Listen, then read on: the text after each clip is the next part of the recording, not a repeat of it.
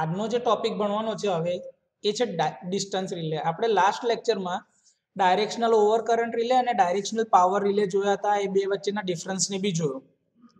હવે જે ભણી રહ્યા છે ડિસ્ટન્સ રિલે છે.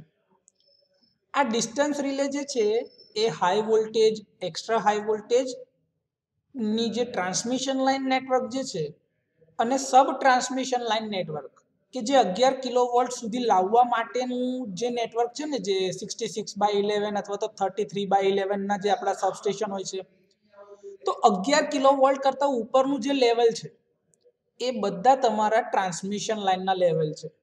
તો એવા ઊંચા હાઈ વોલ્ટેજ વાળા નેટવર્ક અને સબ ટ્રાન્સમિશન લેવલના નેટવર્કમાં વપરાતી રિલે જે છે એ છે તમારી ડિસ્ટન્સ રિલે.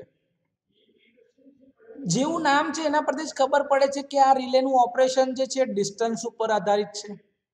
એટલે કે ટ્રાન્સમિશન લાઇનની લંબાઈના આધારે આ રિલે ઓપરેટ થશે. યસ ઓર નો? કેટલું અંતર કાપે છે એના આધારે જ આ રિલેનું ઓપરેશન થશે. હવે આ રિલે જે છે ને એ બેસિકલી કેવી રીતે ઓપરેટ થશે? તો કે ધારો કે લાઇનમાં રિલે તમે લગાડી છે ટ્રાન્સમિશન લાઇનમાં, તો એ ટ્રાન્સમિશન લાઇનની લંબાઈના આધારે એનો કંઈક નાનો રેઝિસ્ટન્સ હશે અને કંઈક રિએક્ટન્સ હશે. એના આધારે એ રિલેનો કોઈક ઇમ્પિડન્સ હશે.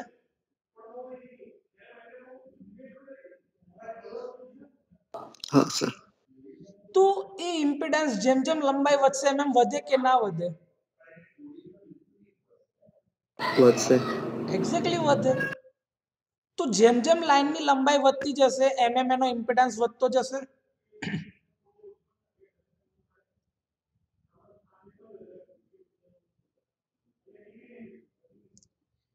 હા સર. ઇમ્પિડન્સ રિલે જે આ ડિસ્ટન્સ રિલે છે એના ઇમ્પિડન્સની ઉપર ડિપેન્ડ કરે છે કે એનો ઇમ્પિડન્સ કેટલો છે, અને જે ઇમ્પિડન્સ હશે એ લાઇનના લંબાઈના સમપ્રમાણમાં હશે, અને લોકેશન ઓફ રિલે અને ધ ફોલ્ટ પોઈન્ટ, એટલે કે જ્યાં આગળ રિલે લગાડી છે ત્યાંથી લાઇનની અંદર જ્યાં લોકેશન પર ફોલ્ટ થશે ત્યાં સુધીનો ઇમ્પિડન્સ જોવે છે. ઓકે?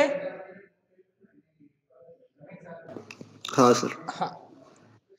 તો આ પ્રકારની ડિસ્ટન્સ રિલે જે છે ને એના અલગ અલગ ટાઈપ છે, જેમાં ઇમ્પિડન્સ રિલે, રિએક્ટન્સ રિલે, મો અથવા તો એડમિટન્સ રિલે, ઓમ અથવા તો એંગલ ઇમ્પિડન્સ રિલે, ઓફસેટ મો રિલે, અને છેલ્લી છે ક્વોડ્રિલેટરલ રિલેઝ. હવે આપણે ધીરે ધીરે આ બધી રિલે વિશે જોઈએ.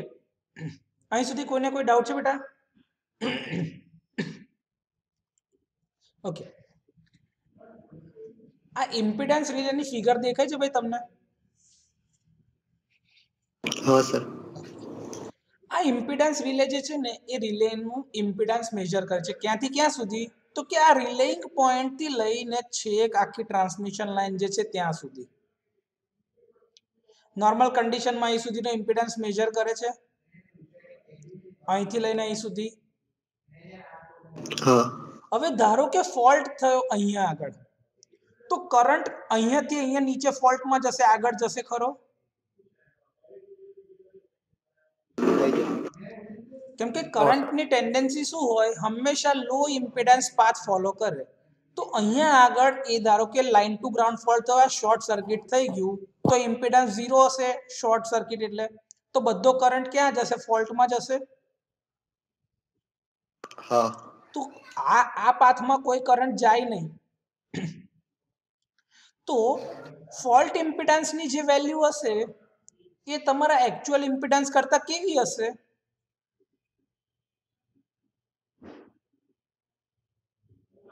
ઓછી હશે. ઓછી હશે, કેમ કે લંબાઈ જ ઓછી છે. જો ને તમે લંબાઈ ઓછી છે તો ઇમ્પિડન્સ ઓછો હશે. હા સર. યસ. એટલે આ રિલેમાં કેવું હશે ખબર છે કે ઇમ્પિડન્સની વેલ્યુ સેટ વેલ્યુ કરતા ઓછી હોય ને તો રિલે ટ્રિપ સિગ્નલ આપે. જો if the impedance become less than the set impedance, it gives tripping signal. અત્યાર સુધી જે આપણે ઓવર કરંટ રિલેમાં જોયું તો ભાઈ કરંટનું મેગ્નિટ્યુડ વધે તો રિલે ઓપરેટ થતી હતી. હવે આ ઇમ્પિડન્સ રિલેમાં શું છે? ઇમ્પિડન્સની વેલ્યુ સેટ કરતા ઓછી છે તો રિલે ટ્રિપ સિગ્નલ જનરેટ કરે છે. ખબર પડે છે આ વસ્તુ? हाँ सर हाँ ઓકે, હવે રિલે છે ને ઇમ્પિડન્સ માપે છે, તો ઇમ્પિડન્સ માપવા માટે એને બે ક્વોન્ટિટી જોઈશે, વોલ્ટેજ અને કરંટ. हाँ તો બસના વોલ્ટેજ કઈથી માપે છે? જો કોની મદદથી માપે છે બસ વોલ્ટેજીસ? पीटी थी પીટી ની पोटेंशियल મદદથી, એટલે કે ट्रांसफर પોટેન્શિયલ ટ્રાન્સફોર્મર ની મદદથી. અને લાઈનનો કરંટ કોની મદદથી માપે છે? सीटी सीटी કરંટ थी ટ્રાન્સફોર્મર ની મદદથી.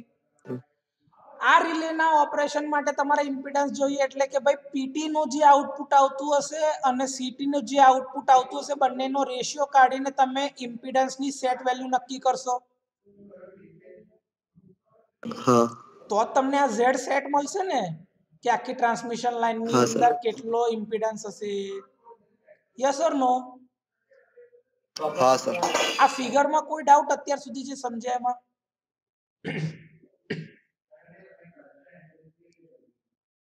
આ ફિગરમાં કોઈ ડાઉટ છે?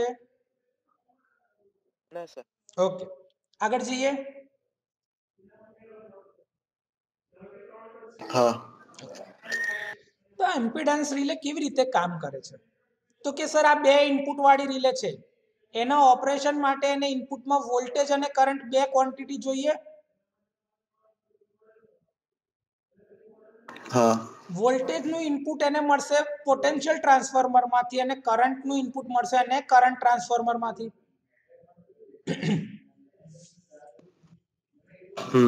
અને એ બંનેનો રેશિયો તમે કાઢો, એટલે કે વોલ્ટેજ અને કરંટ નો રેશિયો લઈએ તો તમને ઇમ્પિડન્સ મળે કે ના મળે? से હવે આની અંદર જે કરંટ જે ક્વોન્ટિટી છે ને, જે સીટી માંથી જે ઇનપુટ મળે છે કરંટ, કેમ કે ફોલ્ટ થાય છે અહીંયા લાઈન ટુ ગ્રાઉન્ડ, ત્યારે કરંટ નું મેગ્નિટ્યુડ બહુ જ વધારે છે. हाँ તો સીટી ના લીધે કરંટ નું જે ઇનપુટ આવશે, જેના લીધે કયું ટોર્ક પ્રોડ્યુસ થશે? પોઝિટિવ ટાઈપ નું ટોર્ક, हाँ એટલે કે ઓપરેટિંગ ટોર્ક. हाँ તો રિસ્ટ્રેનિંગ ટોર્ક કઈ ક્વોન્ટિટી થી પ્રોડ્યુસ થશે? पीटी थी એટલે કે વોલ્ટેજ થી.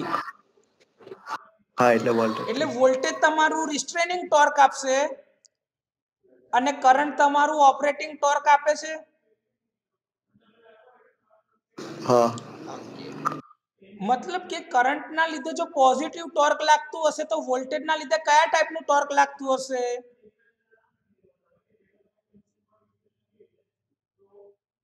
જો કરંટ ના લીધે ઓપરેટિંગ ટોર્ક, અને ઓપરેટિંગ ટોર્ક ને જો તમે પોઝિટિવ લેતા હોય, તો વોલ્ટેજ ના લીધે લાગે છે રિસ્ટ્રેનિંગ ટોર્ક. તો રિસ્ટ્રેનિંગ ટોર્ક એટલે કયા ટાઈપનું torque? Negative? Yes or no? Yes sir બરાબર. જ્યારે લાઈન તમારી નોર્મલ હેલ્ધી કન્ડિશનમાં છે, એટલે કે લાઈન પર કોઈ પણ ટાઈપનો ફોલ્ટ થયો નથી, તો એ કેસમાં ઇમ્પિડન્સની વેલ્યુ હંમેશા વધારે હશે સેટ વેલ્યુ કરતા. જોઈ લો. यस सर હા, તો એ કેસમાં રિલે ઓપરેટ થશે નહીં. બરાબર. હવે જો ઇમ્પિડન્સ તમને વધારે મળે છે, એનો મતલબ કે કરંટ ઓછો મળે છે.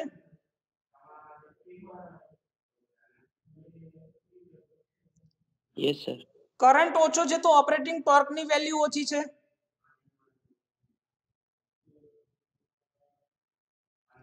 અને यस सर અને ઓપરેટિંગ ટોર્ક જો ઓછું થાય તો રિલેનો ઓપરેટ થવા દેશે નહીં. બરોબર છે. यस હવે જ્યારે લાઈનમાં ફોલ્ટ થાય છે, ત્યારે એનો ઇમ્પિડન્સ ઓછો થઈ જાય છે. ઇમ્પિડન્સ ઓછો મતલબ કે ફોલ્ટ કરંટ વધારે. यस सर ફોલ્ટ કરંટ વધારે તો ઓપરેટિંગ ટોર્ક વધારે. यस અને એના લીધે જ રિલે તમારું ટ્રિપ સિગ્નલ આપે છે. કોઈ ડાઉટ બેટા એમાં?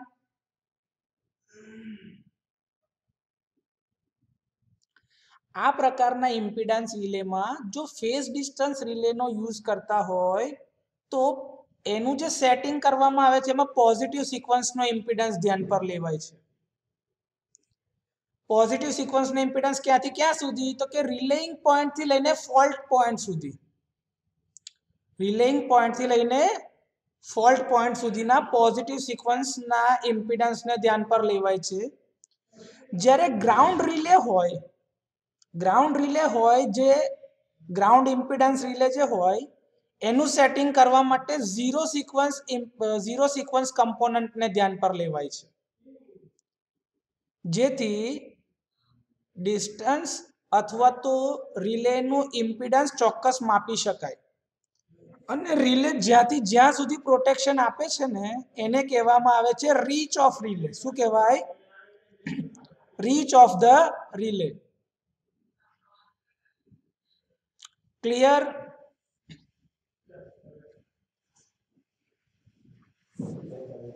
Yes, sir. Okay, Yes, sir. હા, આગળ જઈએ. Yes, sir. हाँ. જે આગળ બી તમને મેં સમજાવી હતી કે ભાઈ બેલેન્સ બીમ ટાઈપ રિલે તમે જોયું તો induction disc type, induction cup type, એ બધા પ્રકારની રિલે માનો જ એક પાર્ટ છે. આ છે બેલેન્સ બીમ ટાઈપ રિલે. हाँ sir. Electromagnetic type impedance relay આપણે ભણી જ ગયેલા છે ભાઈ. બેલેન્સ બીમ ટાઈપ રિલે આ તમારી ઓપરેટિંગ કોઇલ છે, આ તમારી રિસ્ટ્રેનિંગ કોઇલ છે. ઓપરેટિંગ કોઇલને ઇનપુટ ક્યાંથી મળે છે? કરંટ ટ્રાન્સફોર્મરમાંથી, જે આપણે આગળ વાત કરીએ જ. અને રિસ્ટ્રેનિંગ કોઇલનું ઇનપુટ ક્યાંથી છે? તો કે ભાઈ વોલ્ટેજ એઝ અ ક્વોન્ટિટી એટલે કે પોટેન્શિયલ ટ્રાન્સફોર્મરમાંથી આવે છે. આ સ્પ્રિંગ જે છે નોર્મલ કન્ડિશનમાં બીમને બેલેન્સ કન્ડિશનમાં રાખે છે. આ એક હિંજ છે અથવા તો સપોર્ટ કે જેના ઉપર તમે બીમને બેલેન્સ કરી રાખ્યો છે, તો પીવોટ કરી રાખ્યું છે, જેથી કોઈ બી એક બાજુ નમશે. બરોબર?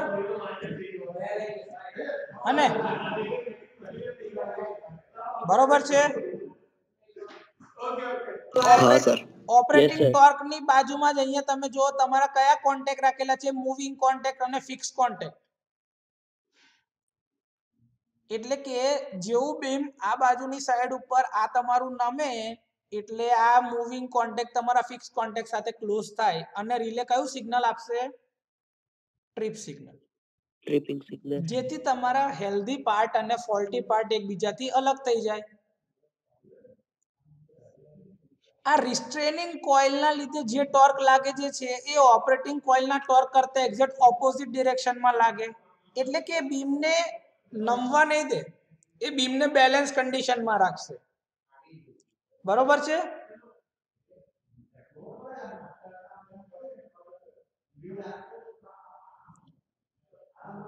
Yes, sir. हाँ सर.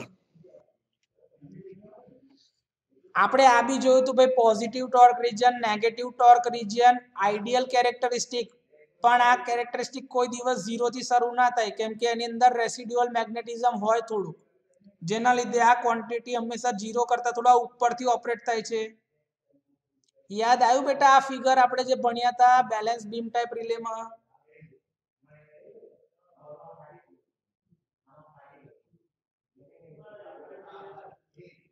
નોર્મલ ઓપરેટિંગ કન્ડિશન વખતે તમારા કરંટનું મેગ્નિટ્યુડ ઓછું છે, એટલે કે રિસ્ટ્રેનિંગ ટોર્ક તમને વધારે મળે છે, રિલે ઓપરેટ થતી નથી.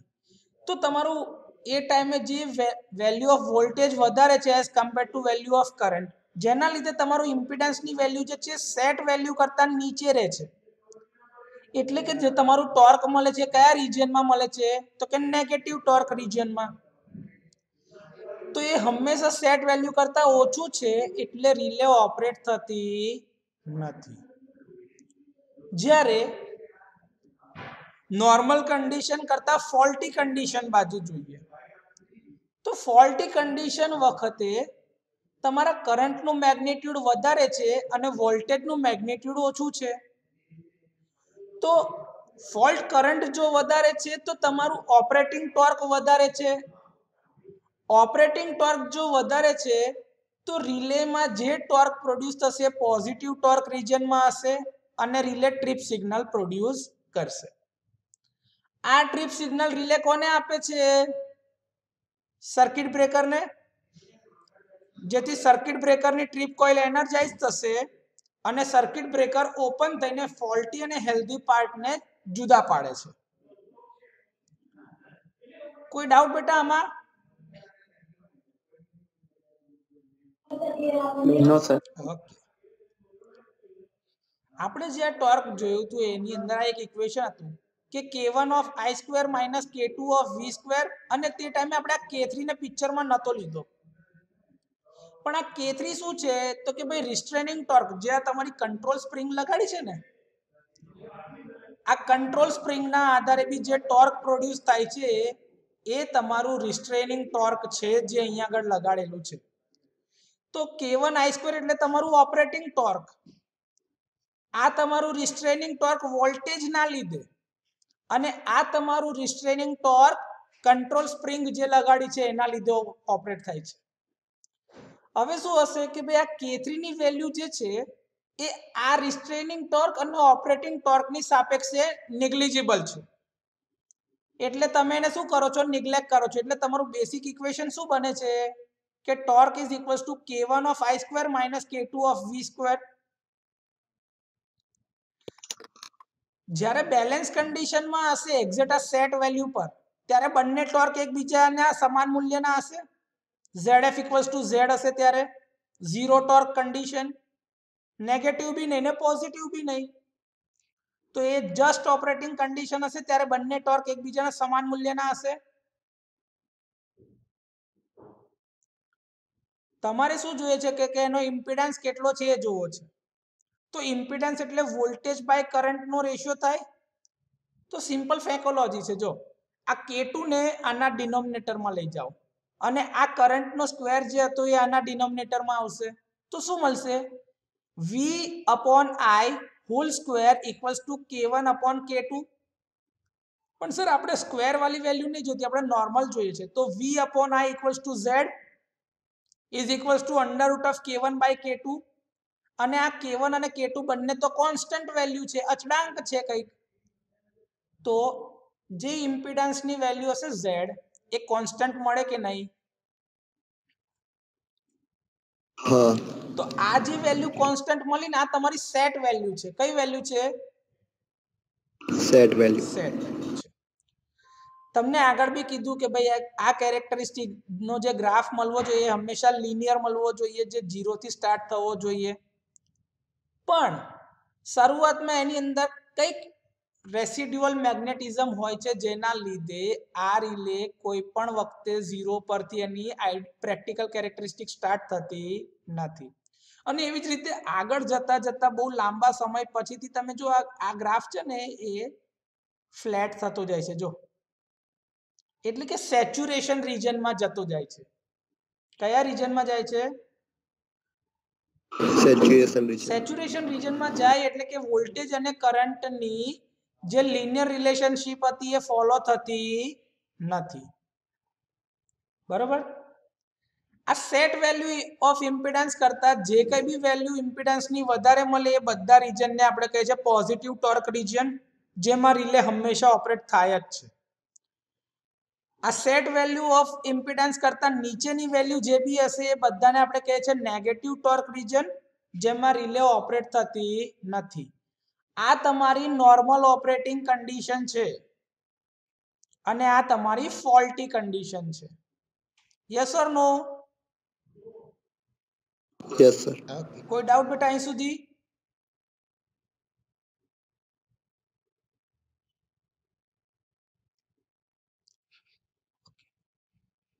આ રિલેની ઓપરેટિંગ કેરેક્ટરિસ્ટિક તમારે RX પ્લેન પર જોઈતી હોય, જેને RX ડાયાગ્રામ બી કહેવામાં આવે છે, તો RX ડાયાગ્રામ પર તમારે આ ઇમ્પિડન્સ મેજર કરવો હોય તો કેવી રીતે મેજર કરી શકાય? તો જો આ ઇમ્પિડન્સ રિલેની જે કેરેક્ટરિસ્ટિક છે RX ડાયાગ્રામમાં એ અહીંયા આગળ મેં એક બતાવી છે. જો દેખાય છે આ h of z into l લખેલું છે અને લખ્યું છે લાઈન. હા હા સર. ઓકે. આ કેવી રીતે મને મળશે? તો કે લાઈનનો ઇમ્પિડન્સ એટલે સર આપણે હમણાં શું કીધું કે ભાઈ વોલ્ટેજ અને કરંટનો ગુણોત્તર લઈશું, મતલબ રેશિયો ઓફ વોલ્ટેજ અને કરંટથી જે વેલ્યુ મળે એ તમારો ઇમ્પિડન્સ કહેવાય. यस તો તમે એક લાઈન માટે એક વેલ્યુ તમે ડિફાઇન કરી લીધી કે આટલી વેલ્યુ હશે જ. હવે એ વેલ્યુ હંમેશા અચળ રહેશે. ઇમ્પિડન્સ z કોન્સ્ટન્ટ જો, તો જે બી લાઈન તમે કન્સિડર કરી હશે એનો ઇમ્પિડન્સની વેલ્યુ બદલાશે નહીં. બરોબર. હવે એના ઇમ્પિડન્સની વેલ્યુ ના બદલાય તો હું એટલી રેડિયસનું માપ લઈને એક સર્કલ ડ્રો કરું આરએક્સ ડાયાગ્રામ પર.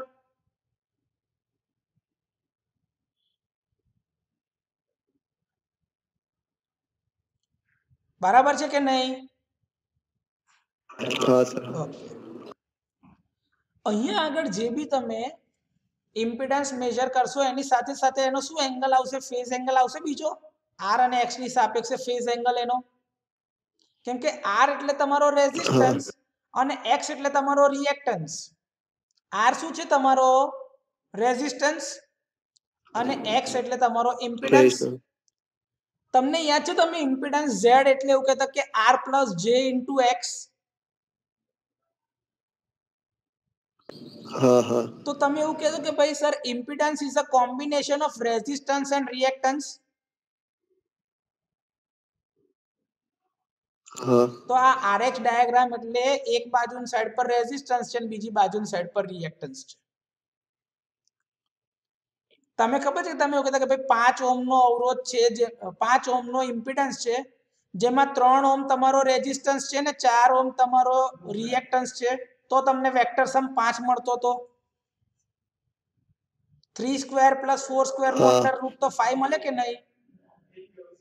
हाँ हाँ सर બસ हाँ આવી જ રીતે તમને તમારું ટ્રાન્સમિશન લાઈનમાં તમે આવું સર્કલ ડ્રો કરેલું છે. બરોબર છે.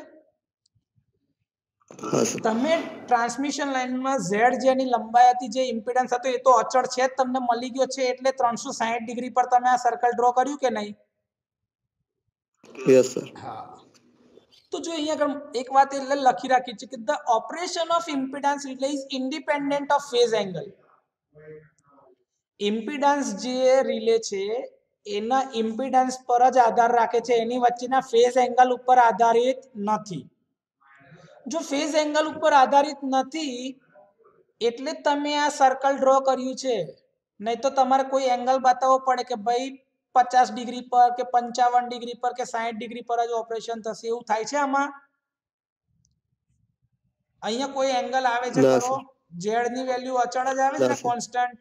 કોઈ ફેઝ એંગલ છે એમાં? हाँ सर कांस्टेंट ना ના, ફેઝ એંગલ નથી. તો ઇમ્પિડન્સ રિલેની characteristic is independent of phase angle, અને એટલે જ તમે એને અહીંયા આગળ આ કેરેક્ટરિસ્ટિકમાં સર્કલ ડ્રો કરેલું છે.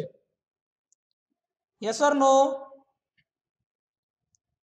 यस सर અને રિલેની શરૂઆત ઓફ ઓપરેશન, જે આ તમારી સ્ટાર્ટિંગ કેરેક્ટરિસ્ટિક હતી ને, જે અહીંયા 0 0 થી ચાલુ થાય છે, એ તમારું ઓરિજિન થી ચાલુ થશે. બરોબર છે. हाँ सर અને આ સર્કલની આ બાઉન્ડ્રી, આ પોઈન્ટ શું બતાવે છે?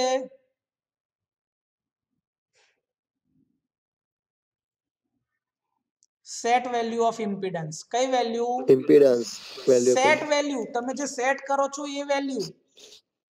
હવે આ લોઅર વેલ્યુ જે હશે ને આ સર્કલની અંદર, એ બધી કિંમતો માટે રિલે ઓપરેટ થશે, કેમ કે સેટ વેલ્યુ કરતા ઓછી છે ને કિંમતો.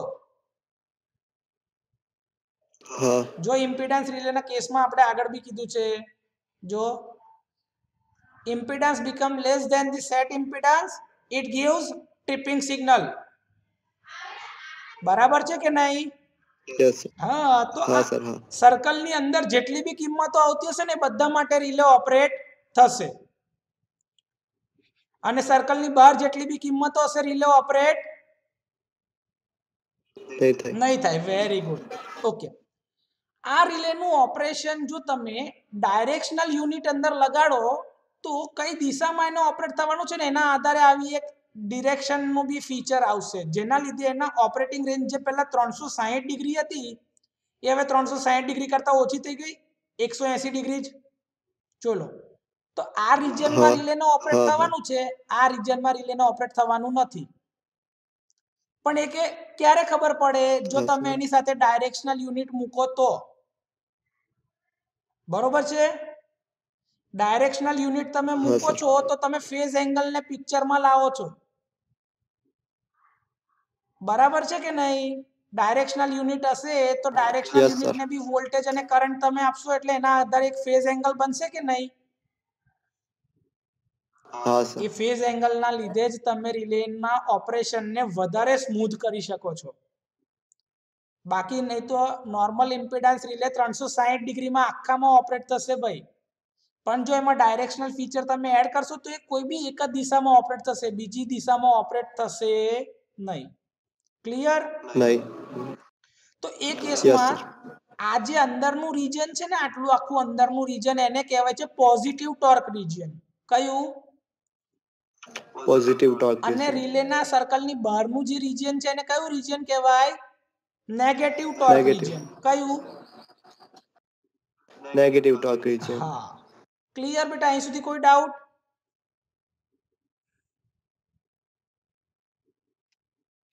ઓકે સર, આરએક્સ ડાયાગ્રામ પર ના જોઈતી હોય અને ટાઈમના સ્કેલ પર અમારે કેરેક્ટરિસ્ટિક જોઈતી હોય તો ટાઈમ ઇમ્પિડન્સ કેરેક્ટરિસ્ટિક પર આવી જાઓ. તો ટાઈમ ઇમ્પિડન્સ કેરેક્ટરિસ્ટિક શું બતાવે છે કે જો તમારી સેટ વેલ્યુ તો ઇમ્પિડન્સની તમે સેટ કરેલી છે, ઇમ્પિડન્સની વેલ્યુ તમે સેટ કરેલી છે કે નહીં? એ બદલાવાની છે? હા સર, સેટ કરે. ના, એ ના બદલાવાની સર. નથી. બરોબર? તો આટલી વેલ્યુ તમે જે સેટ કરેલી છે, આ તમારું ડિસ્ટન્સ છે. આ શું છે તમારું? ડિસ્ટન્સ, કે જે વેલ્યુ તમે Distance. ઇમ્પિડન્સની સેટ કરી.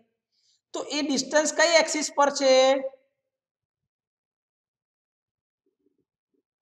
એક્સ એક્સિસ પર.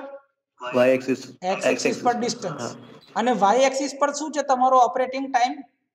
હા. હા. તો તમે જો કે જ્યારે બી રિલેની સેટ વેલ્યુ કરતા ઓછી વેલ્યુ હશે તો ઇમ્પિડન્સ ઓછો ક્યારે આવે? જ્યારે ફોલ્ટ થયો હોય ત્યારે. હા સર.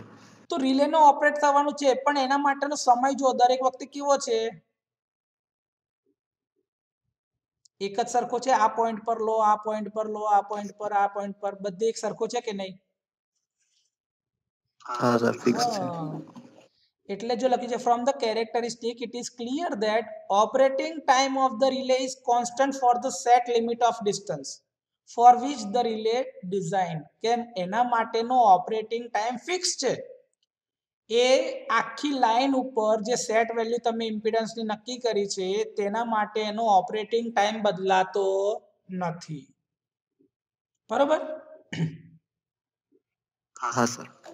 એની પછી જે છે તો વોલ્ટેજ વધારે છે ને કરંટ ઓછો છે તો રિલેનો ઓપરેટ થવાનું નથી.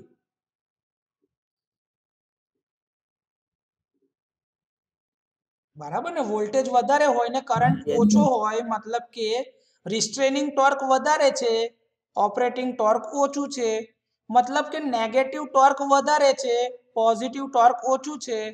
એટલે કે નોર્મલ કન્ડિશન છે કે જેમાં ઇમ્પિડન્સની વેલ્યુ વધારે છે તો રિલેને ઓપરેટ થવાનું નથી. અત્યારે આપણે આખી લાઈનની અંદર સેટ વેલ્યુ નક્કી કરી છે. આપણે એવું નહીં નક્કી કર્યું કે આપણે આખી લાઈનના કેટલા ટકા પર રિલેને ઓપરેટ કરાવડાવી છે.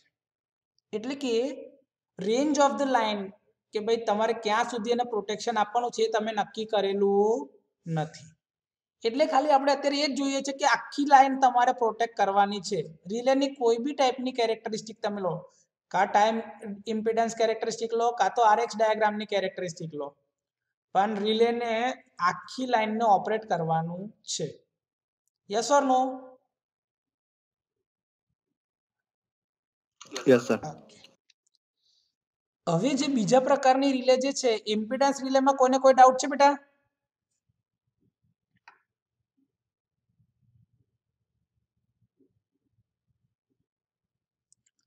જો ઇમ્પિડન્સ રિલેમાં ડાઉટ ના હોય તો આગળની રિલે છે રિએક્ટન્સ ટાઈપ રિલે. કઈ રિલે છે? Reactance type relay. અહીંયા બી તમે ચાહો તો તમે આ પ્રકારનું કન્સ્ટ્રક્શન યુઝ કરી શકો છો, બેલેન્સ બીમ ટાઈપ. એમાં બી બે ક્વોન્ટિટી હતી, ઓપરેટિંગ કોઇલ ને રિસ્ટ્રેનિંગ કોઇલ, કરંટ અને વોલ્ટેજ. એવું અહીંયા બી તમે બે ક્વોન્ટિટી યુઝ કરી શકો છો. કેમ કે એક છે તમારી રિસ્ટ્રેનિંગ કોઇલ ને બીજી છે તમારી ઓપરેટિંગ કોઇલ. અહીંયા તમે કયા પ્રકારનું કન્સ્ટ્રક્શન લીધું છે તો કે 4 pole induction cup type relay. કયા ટાઈપની રિલે લીધી છે? 4 pole induction subtype relay. Cup type, cup CUP cup. Cup type. હા, cup type. બરાબર છે. આ રિએક્ટન્સ રિલે છે એટલે ઓપરેટિંગ ક્વોન્ટિટી કઈ હશે તો કે ભાઈ રિએક્ટન્સ જ ખાલી ધ્યાન પર લેવાનો છે. મતલબ કે સર્કિટનો રેઝિસ્ટન્સ બહુ જ ઓછો છે એટલે એને નિગ્લિજિબલ ગણીને ઇગ્નોર કરવાનો છે. રેઝિસ્ટન્સની વેલ્યુને આના ઓપરેશનમાં આપણે કન્સિડર કરવાના નથી. બરોબર છે. કહેવા એવું બી માંગે છે કે જો લાઈનનો રેઝિસ્ટન્સ વધે કે ઘટે બદલાય તો બી રિલેના ઓપરેશનમાં કોઈ ફેરફાર થશે નહીં. રિલેનું ઓપરેશન જે છે એ લાઈનના રેઝિસ્ટન્સથી ઇન્ડિપેન્ડન્ટ, કે લાઈનના રેઝિસ્ટન્સમાં વધારો ઘટાડો થાય તો બી રિલેના ઓપરેશન પર કોઈ ફેરફાર થશે નહીં. આ પ્રકારની રિલેનું ઓપરેશન જે છે ખાલી ને ખાલી રિએક્ટન્સ ઉપર આધારિત છે. એટલે કે જ્યારે તમારા કોન્ટેક્ટ એકબીજાને ટચ થાય કાં તો એકબીજાથી છૂટા પડે તો એની વચ્ચે જ્યારે કોન્ટેક્ટ સેપરેશન થાય ને તો આર્ક પ્રોડ્યુસ થાય. એ આર્ક રેઝિસ્ટન્સની બી આ ટાઈમ જે ફોલ્ટ થતો હશે ત્યારે રિલેને જે ઓપરેટ થવાનો જે સમય હશે ને એના ઉપર આ આર્ક રેઝિસ્ટન્સની બી કોઈ અસર થતી નથી. ક્લિયર? આ પ્રકારની રિલે બહુ હાઈ સ્પીડ રિલે છે અને 4 pole type induction cup type રિલેનું કન્સ્ટ્રક્શન છે તો આનો ટોર્ક બી વધારે મળશે. આ રિલેનો ઓપરેટિંગ ટોર્ક બી કેવું હોય છે? વધારે. રિલેનું ઓપરેશન જે છે એ કરંટના સ્ક્વેરના પ્રપોર્શનમાં હશે. જે બી ટોર્ક મળશે એ તમારા કરંટના સ્ક્વેરના પ્રપોર્શનમાં મળતું હશે.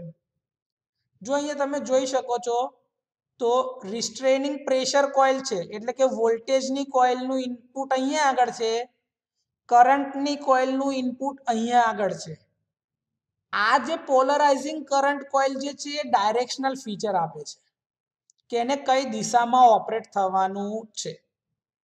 એટલે કે આ પોલરાઇઝિંગ કરંટ કોઇલ મૂકેલી છે જેમાં કરંટ એક દિશામાંથી બીજી દિશામાં જતો હશે, જેના લીધે એને ડાયરેક્શન મળે છે. ક્લિયર? Yes, sir. પ્રેશર કોઇલમાંથી જે બી કરંટ જતો હશે ને એ લગભગ તમારા ફેઝ ક્વોન્ટિટીની સાથે હશે. જો pressure coil is made, current through the pressure coil is made to flow nearly in phase with pressure coil voltage.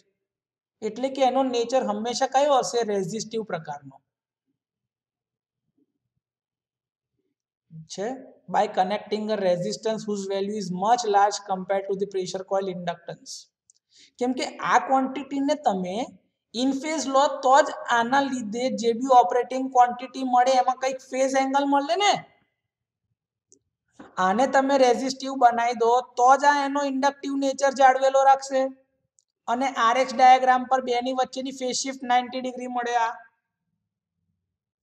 જો ને રેઝિસ્ટન્સ અને રિએક્ટન્સ વચ્ચેનો ખૂણો કેટલા ડિગ્રીનો છે? 90 ડિગ્રીનો છે. આર અને એક્સ વચ્ચે ભાઈ આ કાટખૂણો પડે છે કે નહીં? Yes, sir.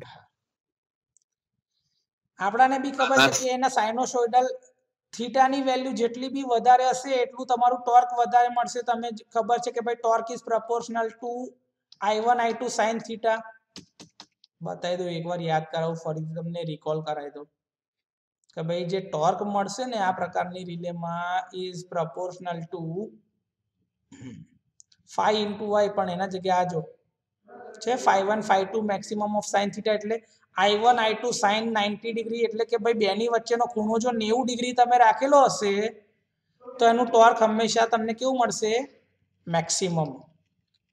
એટલે 90 ડિગ્રીની ફેઝ શિફ્ટ બનાવવા માટે જ અહીંયા રિસ્ટ્રેનિંગ પ્રેશર કોઇલની સાથે બહુ જ ઊંચી કિંમતનો રેઝિસ્ટન્સ સિરીઝમાં લગાડવામાં આવે છે, જેથી પ્રેશર કોઇલ જે અહીંયા લગાડેલી છે એનું ઇન્ડક્ટન્સ તમે નેગ્લિજિબલ કરી શકો. તો અહીંના વોલ્ટેજ અને કરંટ બંને એકબીજા સાથે સેમ ફેઝમાં, જ્યારે અહીંયા આગળનો જે કરંટ હશે એ આનાથી એક્ઝેક્ટ 90 ડિગ્રી હશે.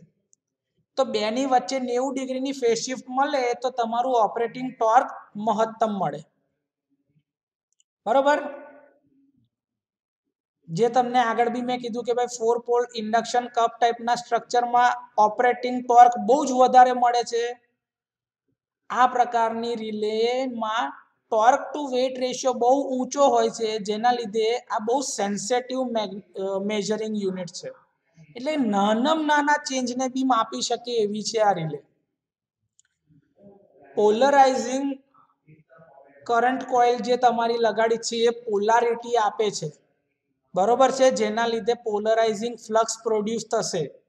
ઉપરના ભાગમાં અલગ ટાઈપનું અને નીચેના ભાગમાં અલગ ટાઈપનું. જો ઉપર અલગ અને નીચે અલગ પોલારિટીના આધારે, બરોબર છે.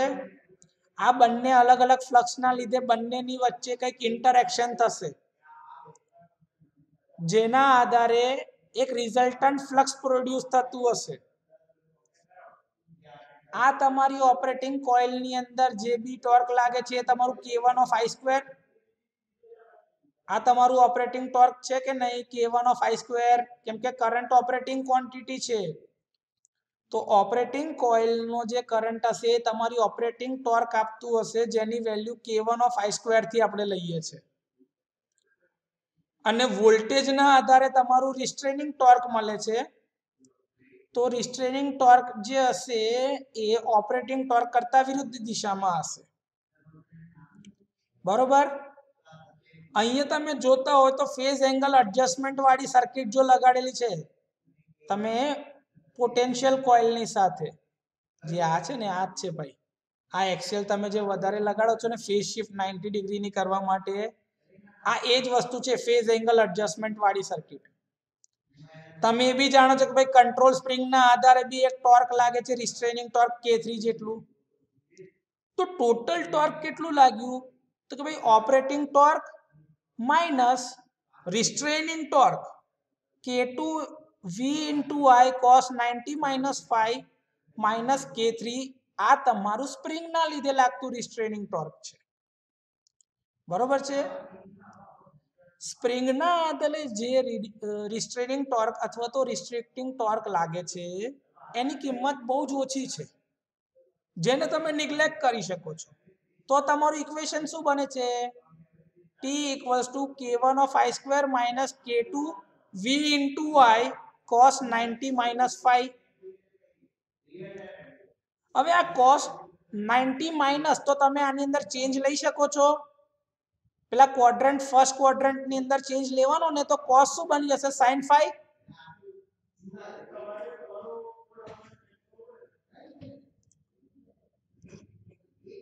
બરાબર છે કે નહીં. હવે રિલેનું ઓપરેશન તમારે જો જોઈતું હોય તો તમારે શું કરવું પડે કે ભાઈ આ ટોર્ક જસ્ટ આ પોઈન્ટ જે હશે સેટ વેલ્યુ, ત્યારે બંને ટોર્ક એકબીજા જોડે સમાન મૂલ્યના. તો તમે આવું કહી શકો K1 of I square equals to K2 of V square. તો મેં શું કર્યું, simple, K1 I square is equals to K2 V into I sin 5. અહીંયા બી કરંટ છે ને અહીંયા સ્ક્વેર છે, તો એક I અને I ઉડી જશે. તો શું મળશે, K1 of I is equals to K2 V sin 5. આ તમારું રિસ્ટ્રેનિંગ ટોર્ક છે, આ તમારું ઓપરેટિંગ ટોર્ક છે. જો ઓપરેટિંગ ટોર્ક તમારું વધારે હશે રિસ્ટ્રેનિંગ ટોર્ક કરતા તો જ રિલે ઓપરેટ થશે.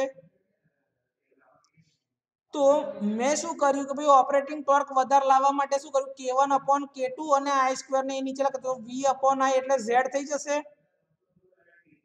તો K1 upon K2 greater than V upon I sin 5 અને V upon I એટલે તમારો ઇમ્પિડન્સ Z. તો K is greater than Z of sin 5. તમે યાદ કરો, તમે ઇમ્પિડન્સ ના બે કમ્પોનન્ટ હતા R અને X. R is equals to Z into cos theta લખતા હતા અને X is equals to Z into sin theta તમે લખતા હતા. એસી સર્કિટ માં જે આપણે ભણ્યા હતા એમાં યાદ છે?